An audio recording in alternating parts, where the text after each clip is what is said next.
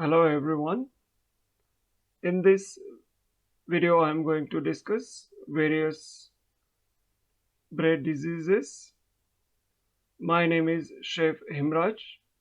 I am working at AISSMS College of Hotel Management and Content Technology, Pune.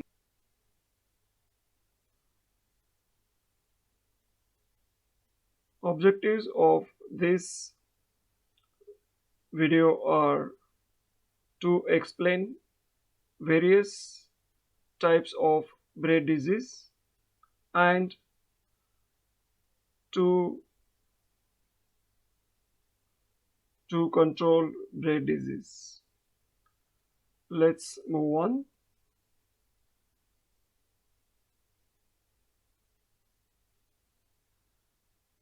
We spend so much of time, money, and efforts to make amazing breads. Everything goes in vain if the bread spoiled or affected by disease. Let's discuss which are the disease and which makes bread unfit for human consumption and how to prevent it. Bread is mostly affected by two main diseases. First one is rope and second one is mold. Bread is affected by these diseases when the weather is warm and humid. These are the two of the factors which are favorable for growth of microorganisms. The another two factors required are time and the food. So they use bread as a food.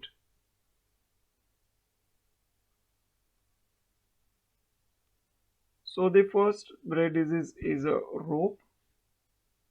So basically the bacteria responsible for causing rope is known as Bacillus mesentericus vulgatus. This is the soil-borne bacteria. It means these bacteria comes from a soil to a food. It is deposited in the crease of the wheat berry, and in spite of thorough cleaning, devouring, milling process, all of these bacteria do not get removed completely and get mixed with flour. Other sources are ingredients such as salt, sugar, and unhygienic conditions in the bakery.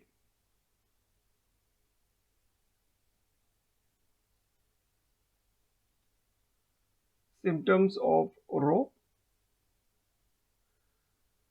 At the initial stage of disease, it develops a peculiar smell which may be similar to rotten fruit or overripe pineapple. The crumb becomes a little discolored and sticky. When separating two slices from each other, a thin rope-like thread is seen. So in the picture you can see when you pull apart two pieces, or if you break a bread roll, you can see a string like structure in between the bread. Very heavy infection may almost liquefy the crumb. So how to prevent or control of this disease? Acidic substances may be added to the dough when mixing. Second, cleaning of the bakery. If the bakery is not sanitized properly, it may have lots of microorganisms around which might get mixed with the bread dough. Satisfactory storage conditions for the flour and other ingredients. If the temperature of the ingredients are not correct, if it is more humid and warm, there are more chances of the disease. Storage rooms should be well ventilated. Warm and humid conditions should be avoided. So which are these two favorable things for the multiplication or the growth of this kind of the disease? Cooling the lobes as quickly as possible so that they will not get enough time to grow on that. Bread always should be well baked because underbaked bread might contain some bacteria in that. Underbaked bread should never be packed with the well baked bread.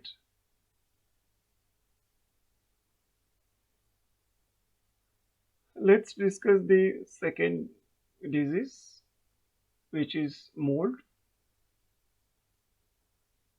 These are spores of various kinds of molds are always present in atmosphere. Bread is normally infected by three kinds of mold which are in a different color: white, green and black.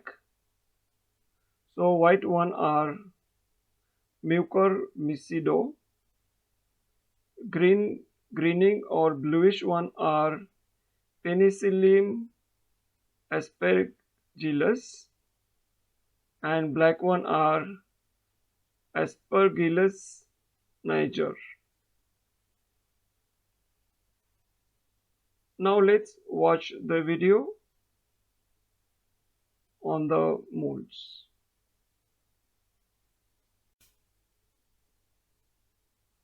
You're all ready to make the sandwich of your dreams. Turkey, tomato, and Swiss on a bed of romaine lettuce, sandwiched between two slices of sourdough. Classic.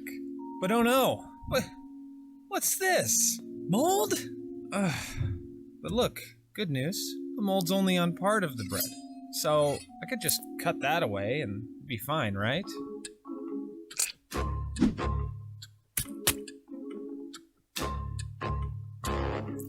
There's no such thing as a clean part of moldy bread. That's because mold is a fungus, like mushrooms. The caps on the surface are easy enough to spot, but there's a vast network of subterranean roots called hyphae that you can't see. So let's take another look at that bread of yours. Ugh, disgusting. Well, maybe you can just grab another piece from the same loaf. Well, that's not such a good idea either, because by the time the mold sprouts its fuzzy head, what you're really seeing is the reproductive part of the mold called sporangiums. Each sporangium releases tens of thousands of spores, so even though you can't see it, that entire loaf could be teeming with fungus. But it seems like such a waste to just throw it out. After all, you eat mold on purpose all the time, like the mold that goes into making cheese, soy sauce, and even life-saving antibiotics like penicillin. Eating a little bit on your bread can't be that bad, right? Well, ultimately, it's a gamble. Just like eating a wild mushroom, many are fine, but some can be deadly. Mold is the same way. There are thousands of different species of mold, many of which are harmless to humans. But since so many types can sprout up on food, it's nearly impossible to know if what you're eating is safe. Cladosporium, for example, can sometimes trigger allergies but is generally harmless, whereas other molds like Penicillium crustacum produce harmful poisons called mycotoxins. An elderly couple in 2005, for example, was admitted to the hospital after eating a can of soup contaminated with this kind of mold. They had severe muscle tremors, but eventually recovered. But other molds, like Rhizophis stolonifer, can have permanent effects. And you might recognize this mold since it commonly grows on bread. Blue-green, with black splotches and super fuzzy. In rare cases, it can prompt a deadly infection called zygomycosis, which causes your blood to clot and can ultimately starve your cells of oxygen to the point that they die. And it's not like bacteria, where a little heat will eliminate the threat, because high temperatures won't break down the mycotoxins. And since you have no clue which one you're about to put in your mouth, ask yourself, is it really worth the risk?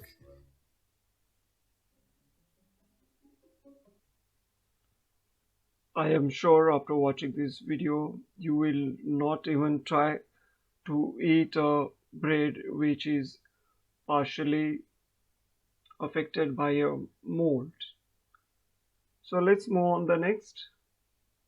So how you can control this mold? First thing is the underbaked or undercooled bread is sliced. Second, storeroom should be well ventilated. Avoid packing of bread, storage of bread in a warm and humid atmosphere. Immediately dispose the spoiled products. The bread slicer blade should be cleaned before and after slicing bread. And the last and very important is bakery and equipment should be clean.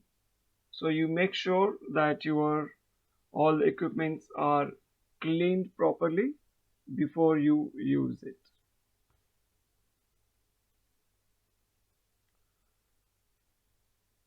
So the references used for preparing these videos are Professional Baking, Theory of Bakery and the Confectionery, and Google search engine is used for finding the video and the pictures.